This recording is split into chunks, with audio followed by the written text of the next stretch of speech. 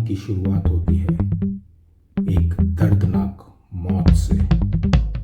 एक call girl की दर्दनाक मौत।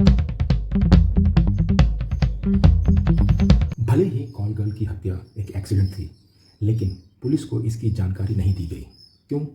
क्योंकि जिन लोगों ने वो पूरा सेटअप तैयार किया था, उन लोगों का जो रैकेट है वो एक्सपोज हो जाता अगर पुलिस को इत्तला की जाती तो।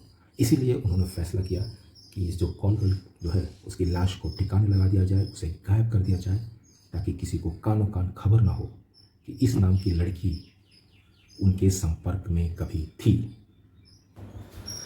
कट टू ब्लास्ट का ऑफिस।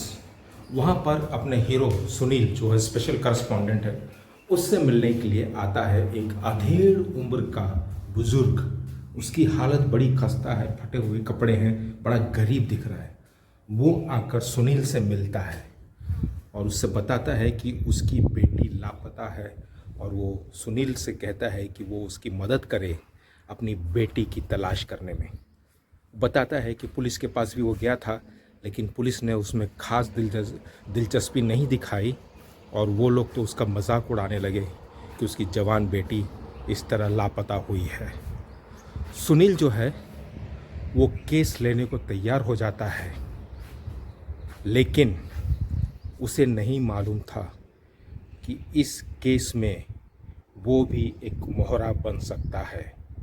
अपना हीरो सुनील जो है एक क्राइम रिपोर्टर के तौर पर पूरी छानबीन शुरू करता है, और उसकी ये छानबीन उसे एक ऐसी दुनिया में ले जाती है जहां जवान लड़कियों को बहला फुसला कर उन्हें सब्ज बाग दिखाकर कि उन्हें सुपरस्टार बना दिया जाएगा, वो पैसे में खेलेंगी, उनसे गलत काम करवाया जाता है, उनकी ज़िंदगी बर्बाद की जाती है, ताकि वो वापस पलट के अपने गांव वापस न जा सके।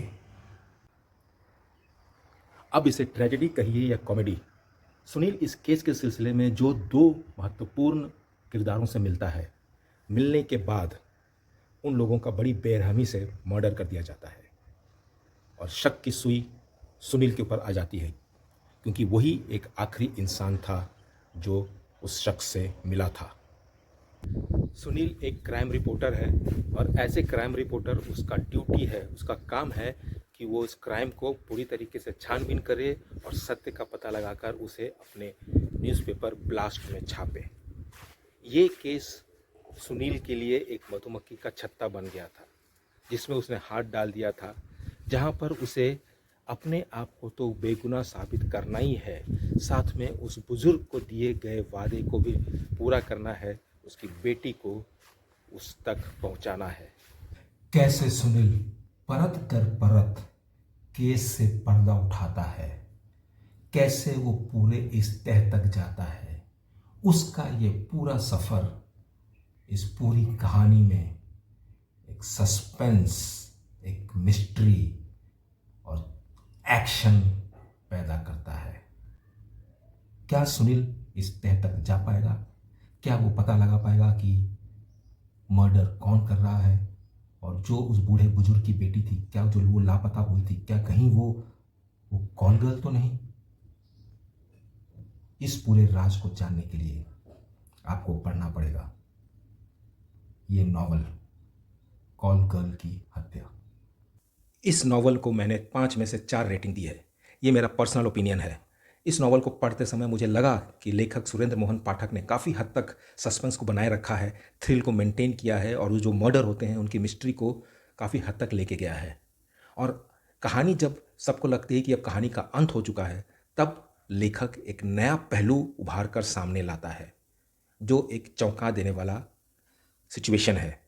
इससे कहानी को एक नया ट्विस्ट मिलता है, और पढ़ने वाले को एक अंत में भी एक मज़ा आ जाता है पूरी कहानी को पढ़ने के बाद। क्या आपने ये नॉवल पढ़ी है? आपके क्या विचार हैं इस नॉवल को लेकर?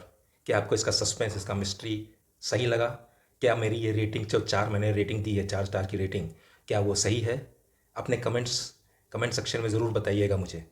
अगले वीडियो में मैं फिर हाजिर होऊंगा एक नए क्राइम नॉवल के साथ, मिस्ट्री नॉवल के साथ, सस्पेंस नॉवल के साथ, और मैं आपको बताऊंगा उसकी कहानी क्या है और मुझे वो किताब, वो नॉवल कैसे लगी।